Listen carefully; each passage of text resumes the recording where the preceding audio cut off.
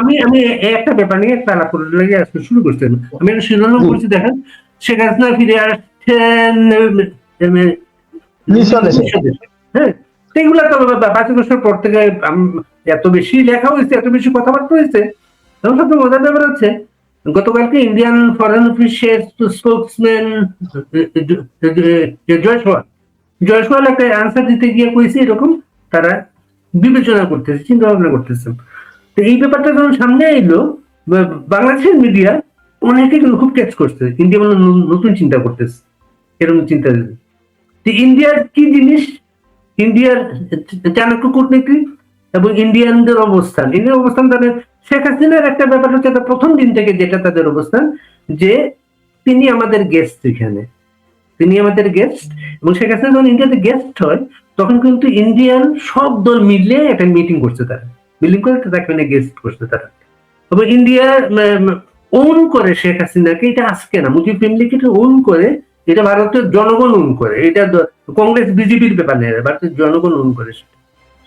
এবং শেখ হাসিনাকে যদি কোনো কিছু চিন্তা করতে হয় ইন্ডিয়াকে, 1 নম্বর হচ্ছে সবার আগে ওই সর্বদলীয় মিটিং এ ব্যবহার করতে হবে।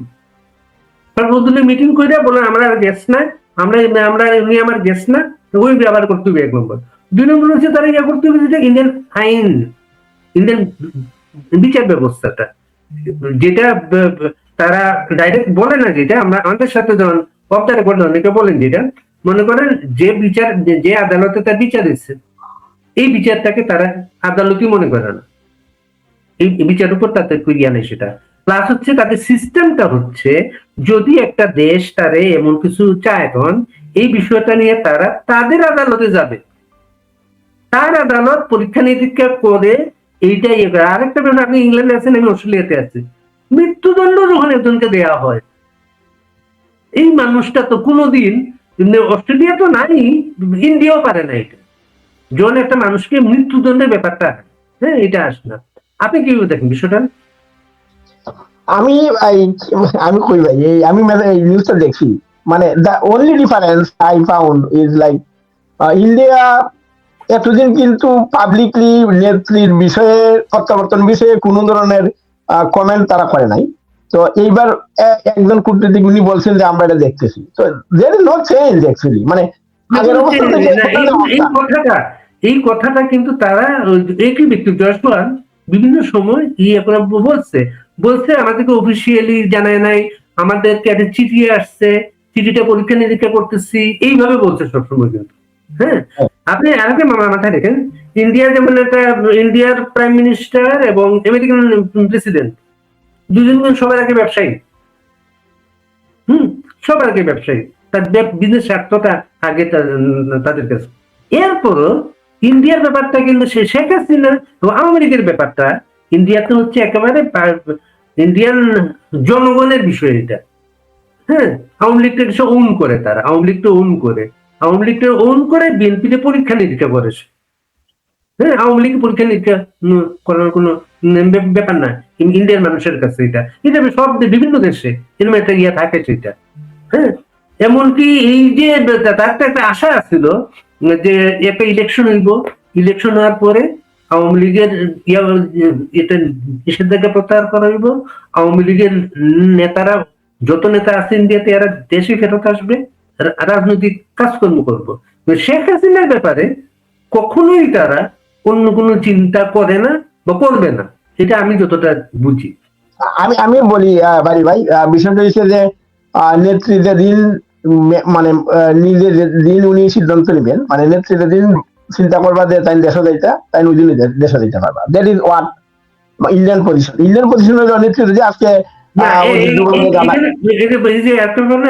একবার কিন্তু হঠাৎ করে উনি একবার ইয়ে করছিল, তাই ইন্ডিয়ান কর্তৃপক্ষরা বলছেন আপনার ব্যবস্থা করেন, আমি হ্যাঁ, তখন তারা আপনার তো কোনো দেশে সিকিউর না, আপনার নিরাপত্তার ইস্যুতে তারা কিন্তু সাজিয়েছে না সেটা।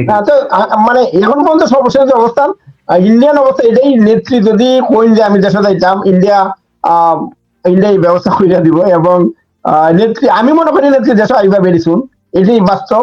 এবং উনি তো প্রতিদিনই আসতে চান, উনি তো প্রতিদিনই আসতে চান। ওনার তো আবার এই ইয়েটা এই যে উদাহরণ আছে, যখন 1/11 সময় ইন্ডিয়া উনি দেশে আসলে অ্যারেস্ট হবেন, ওই সময় তো উনি যাতে না আসেন এর জন্য এয়ারলাইন্স কে বলা হয়েছে, এয়ারলাইন্স কে বলা হয়েছে। তখন তো তখন তখন বাড়ি ভাই আমি লন্ডন আসলাম 2006 সালে। আমি ওই ঘটনাগুলো একদম চাক্ষুষ সাক্ষী। তখন আমার নেত্রীর সাথে কয়েকবার 2-3 বার দেখা হয়েছে। তো তখনের মুভমেন্ট আমি আসলাম ইউকে থেকে। ওনার যখন টিকিট কাটা হওয়ার, উনি যখন ফেরত যান, তখনকার সময় আমি খুব অ্যাক্টিভ আসলাম 2006 সালে। তো আমি 20 বছর আগের ঘটনা, but I still remember the days. তো ওই 2006-7 সালে আমি খুবই অ্যাক্টিভ আসলাম তখন। তা আমার মূল কথা হলো যে নেত্রী যখন চাইবা তখনই তাই দেশে যাইবা। It does not matter Bangladesh government কিতা কইলো, ইন্ডিয়ান গভর্নমেন্ট কিতা কইলো। তাই যদি সিদ্ধান্ত নেই আমি দেশে যাইতাম, তাই ঠিকই দেশে যাইবা। এবং আমি তো একটু জানি she is preparing herself. She is preparing herself to go back to Bangladesh. And she will go. And nobody can stop her. এবং এটা খবর পাইবে আপনি। আমার কালকে একজন আমার একটা একশো ভাই ফোন দিল রাত্রে, মনে হয় দাদা লাস্ট অবস্থা কি যায়, এর বাড়ি মুড়িবাজার। হ্যাঁ, খুব ভালো, তার ভালো ফ্যামিলি ছিল, তার বাবা মুক্তিযোদ্ধা ছিল, আওয়ামী লীগের নেতা ছিলেন। নাম কইলে চিনবা, আপনার নাম কইলে না। আমাকে দাদা কি অবস্থা, আমি কই অবস্থা কিন্তু না, দেশে যাইবা মেন্টালি প্রিপেয়ার্ড হোক। এরপর দাদা কবে যাইবা, আমি যাইবা ভেরি সুনই যাইবা। ইটস নট লাইক 1 বছর পরে যাইবা। হ্যাঁ, it could happen in 6 month. আমি তোমার স্পেসিফিক টাইম দিলাম না, বাট নেক্সট দেশে যাইবা, it could is going to happen soon. So এটা হলো বাস্তবতা পারি। বা এখন ইন্ডিয়ায় কিতা কইলো, বাংলাদেশে কিতা কইলো, কিচ্ছু যায় আসে না। লেটসে যেটা মনে চাইবো এটাই হইব, এবং এটা ওই বই তাই দেশে যাই। এবং দেশে যাই জেলে গেলে অসুবিধা তো নাই। জেল বঙ্গবন্ধু জেল কাছে 14 বছরের মতো তো। আর জেল কাটা এটা তো কোনো বিষয় না ওনাদের। আর রাজনীতিবিদদের জন্য জেল কাটা কোনো সাবজেক্ট না। আমি তো জেল কাটা আমার কাছে, আমি জেলে আসলাম 1 মাসের মতো, আমার কাছে ভালো যাচ্ছে। হ্যাঁ, কোনো অসুবিধা নেই। এবং আজকে সাথে আমি কইলাম আপনি দেখবা নীতি দেশে যাইবা, and it's very soon. It's not like 1 year before that, মানে উনি যাইবা দেশ, এবং এভরিথিং উড চেঞ্জ। সরকার উদয় শঙ্করে দুবালে মোদি অথবা 10% আগে কিতা কইলো না কইলো কিছু যায় আসে না। সো এই জায়গাটাই মানে এইটাই রিয়েলিটি আর কি, এবং এটাই বাস্তবতা। আর আমি এটা বিশ্বাস করি তাই যাইবে আর কি, এবং এন্ড ভেরি সুন। এটা এই আলোচনার বটম লাইন কিন্তু এটাই, কিন্তু উনি সিদ্ধান্ত নিবেন, উনি উনার মতো করে আসবেন, সবকিছু আসবেন। আপনি বুঝছেন ঘটনাটা। মানে চাইলে যদি সিদ্ধান্ত নেন ওকে আমি যাইমু অমুক দিনই টাইম দেশো নাম্বার। হ্যাঁ, এটা এখন চাইলে তো কেটে আছে, কোনো বিমানে আটকাইলে বলে শেখ হাসিনা রে, it's not going to happen, impossible. ঠিক আছে, এবং দেশে যাইবা, দেশকে স্টেট টাইম জেলে যাইবা, কোনো অসুবিধা নাই। আর রাজনীতিবিদ তো জেল অবশ্যই ডরায় না, আর নেতৃত্ব ডরাই না, এটা তো আপনি আমি সবাই জানি। মানে আমার চেয়ে আপনি ভালো জানেন, জেল তো জানি আছে কোনো ইস্যু না। আর চাইলে দেশে গেলে আলটিমেটলি যাকবা তখন। আর নেত্রী জেলে আছে, কোন নেতাই যারা বঙ্গবন্ধু কন্যারে পছন্দ করে ভালোবাসে তারা বাইরে থাকবে এরকম না, কিন্তু শত শত হাজার হাজার মানুষ জেল কেটে দেবো, যেমন আমার এলো। মানে আওয়ামী লীগের অনেকের ব্যাপারে অনেকের কোনো ইয়ে থাকতে পারে, কিন্তু এই জায়গায় কার কোনো ইয়ে নেই। না বাইরে আপনি ট্রেনটা বুঝেন, ধরুন জাস্ট এজিউম করুন যে নাম শুনুন এয়ারপোর্ট থেকে স্টেডিয়াম চাইলে একটা মানে জেলে নিচে অথবা একটা বাড়িতে হয়তো রাখবো। হ্যাঁ, ইটস নট এন ইস্যু।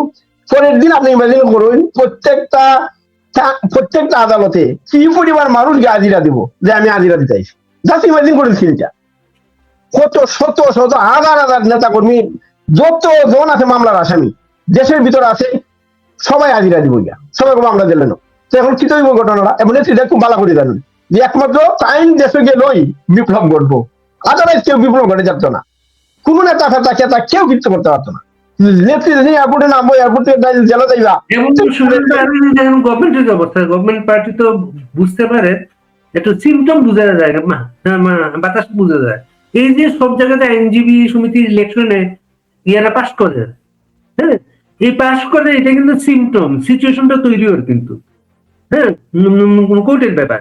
এখন এই যে এইটার জন্য জ্বালানি সমস্যার কথা হইয়া বার কাউন্সিল ইলেকশনটা পিছিয়ে দিচ্ছে, অমুক জায়গায় নমিনেশন নিতে দেয় না। হ্যাঁ, এই বিষয়গুলা কিন্তু তারাও কিন্তু একটা সিমটম, তারাও বুঝতে পারে এই জিনিসটা একটা পরিস্থিতি তৈরি হচ্ছে। এটা হয়তো আরো আগে হইতে পারতো। কারণটা হচ্ছে আওয়ামী লীগের যে লিডারশিপ অনেক লিডার, ওই বেশিরভাগ লিডার হচ্ছে এরা, আমার মনে হয় যেটা আর কি, এরা বঙ্গবন্ধুর আত্মজীবনে কিনছে, পড়ছে না কোনোদিন। হ্যাঁ, এরা কিনছে, এরা কিন্তু জেলে যেতে রাজি নাই, কিন্তু বহু নেতা আছে কিন্তু এরা। বাড়ি ভাই আমি আপনাকে কই আম, জেলের বিষয়টা আমি একটা জিনিস কই ভাই। মানে মানে যে একবার জেল কাটছে না নি, তার কাছে জেল মানে শুনুন তো, আপনি কবে জেলে গেছিলেন? আমি আমি 2020 সালেও আমি 1 মাস আসলাম তো। তো আচ্ছা, আমি আমি আমি কিন্তু 83-তে এসব বিরোধী আন্দোলন যখন শুরু হয়, আমি সিলেট, তখন আমি পড়াশোনা করি। একটা হরতাল আসছিল বন্দর থেকে আমরা ধরিয়ে নিচ্ছে এরকম। আজকে যেমন আওয়ামী লীগ করলে 16 বছরের জেল, নতুন আইনে আর কি। ওইটা এমএলএ 87 ছিল, এসব বিরোধী 7 বছরের জেল ছিল। তা আমরা এরকম 20-25 জনকে ধরিয়া ইয়াতে থানাতে আর কি 3-4 দিন রাখছে, ডিসিশন নিতে পারে না, কিটা দিব। এরপর পাঠাচ্ছে জেলে। জেলে পাঠানোর পরে সিনিয়র একজন মানুষ আছে, আপনি নাম শুনতে পারেন, তখন সিপিবির একজন নেতা ছিল আব্দুল মালেক, উনি আসছিলেন। হ্যাঁ, তা আমরা এরকম 3-4 সপ্তাহ জেল, কিন্তু একটা অভিজ্ঞতা, প্রত্যেকের জেলে যাওয়া উচিত। এটা নিয়মতান্ত্রিক যে জীবনযাপন। হ্যাঁ, ফাইল ডাইল খাইল 3টা শব্দ। ফাইল হচ্ছে যখন মাথা গোনা হয়, 5 জন এখন বইটা। হ্যাঁ, ডাইল হইছে খাওয়ার তো, ডাইল তো খুব কমন, জেলখানার ডাইল।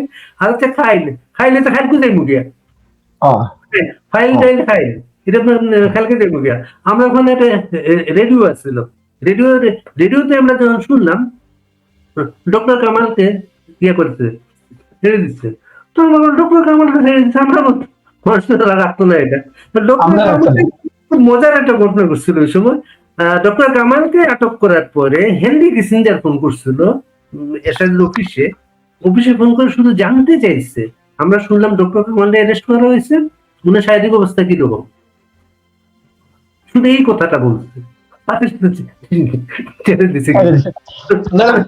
জেলের বিষয়টা আমি কই, যারা জেল খাচ্ছে না তাদের কাছে মনে হচ্ছে জেল একটা বিশাল মানে বাজে জায়গা। বাট আমি জেল কাটার পরে টেকনিক্যালি আমি যখন জেল থেকে বাইরেছি, পিপল আর সেইং লাইক দাদা কি আসলে জেলে আসিল না, ওই দোকানে আসি বাইরে আইসে না কিনা, কারণ ওইখানে তো কোনো কাজ কাম নাই, আপনি খাইতে আর ঘুমাইটা। তবে এখন কিন্তু জেল উন্নত হয়েছে ভাই, জেলের টেলিভিশন আছে বুঝছেন, ইন্ডিয়ান চ্যানেলও দেখা যায়। হ্যাঁ হ্যাঁ।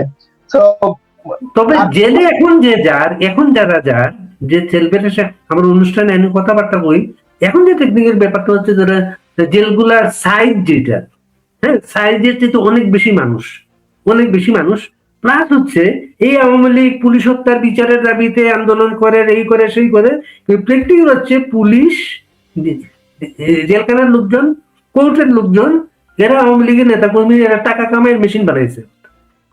ধরতে পারলেই টাকা, ওইখানে টাকা। এমনকি জামিন হওয়ার পরে আর 2-3 ঘন্টা পরে দেখে মাঝে অন্য কিছু করা যায় কিনা। হ্যাঁ, আমাকে এমন একটা ছেলে হয়েছে যে তার প্যারেন্টস 2 লাখ টাকার ব্যবস্থা করিয়া হাইকোর্টে তারা জামিন দিছে, পরে তাদেরকে কইলো অ্যাটর্নি জেনারেল অফিসকে যদি আরো 2 লাখ টাকা না দেওয়া হয় কিন্তু স্টে হয়ে যাবে, ওইটা সাথে 4 লাখ টাকা ব্যবস্থা করে। একটা ছেলে কইছে তার প্যারেন্টস বিভিন্ন জায়গায় টাকা দিতে গিয়া 45 লক্ষ টাকা খরচ হচ্ছে তাকে বাইর করতে। এই যে ফ্যামিলি গুলো নিঃস্ব হয়ে গেছে কিন্তু। তবে বাড়ি ভাই আমি একটা জিনিস করি আপনারে, মানে আমি জানি না না মানুষ কিভাবে নিব, আমি একদম রিয়েলিস্টিক ভিউতে হইতাছি, আমি অভিজ্ঞতা থেকে হইতাছি। জেলও যদি আপনি 1000 টাকা খরচ করেন প্রতিদিন, আপনি জেলের বাদশা, আপনার আমি কইলাম, তার মানে কত, 1 মাসে আপনার কত টাকা লাগতেছে? 30,000 টাকা মাত্র, ঠিক আছে।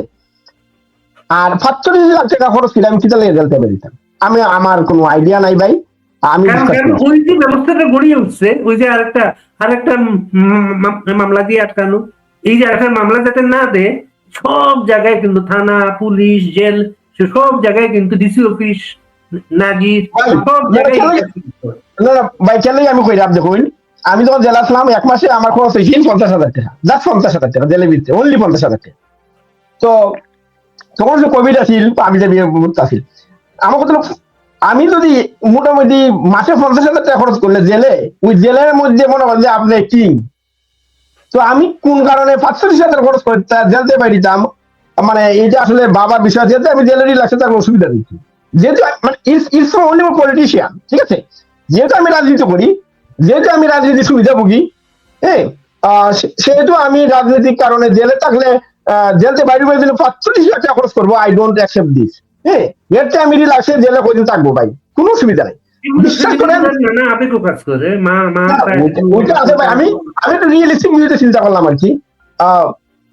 তবে জেলে তাদের জন্য কষ্টকর যাদের টাকা নাই ভাই, দ্যাট ইজ রিয়েলিটি। আপনি যদি জেলে যদি আপনার কোনো জেলের অ্যাকাউন্টে যদি আপনার কোনো পয়সা না থাকে, টাকা না থাকে, আপনি যদি অনলি ডিপেন্ডেন্ট অন জেলের সকালে নাস্তা, দুপুরে খাওয়া, রাত্রে খাওয়া, আপনি পাগল হয়ে যাবেন। It's not possible.